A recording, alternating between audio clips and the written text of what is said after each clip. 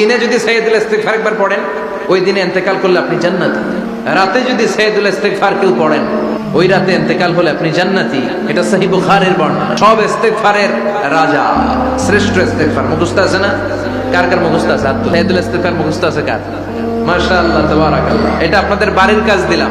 যাদের মুখস্থ নাই তারা গুগলে সার্চ করবেন সাইয়্যিদুল ইস্তিগফার, লেখামাত্রই পেয়ে যাবেন। বইতে আছে, বিভিন্ন ইসলামিক দোয়ার বইতে আছে, গুগলে ইউটিউবে সার্চ দিলে পেয়ে যাবেন। এই সাইয়্যিদুল ইস্তিগফার প্রতিটা মুমিনের অন্তরে থাকার দরকার আছে না নাই? আল্লাহুম্মা আনতা রাব্বি লা ইলাহা ইল্লা আনতা খালাকতানি ওয়া আনা আবদুক وأنا على عهدك ووعدك ما استطعت أعوذ بك من شر ما صنعت أبوء لك بنعمتك علي وأبوء لك بذنبي فاغفر لي فإنه لا يغفر الذنوب إلا أنت.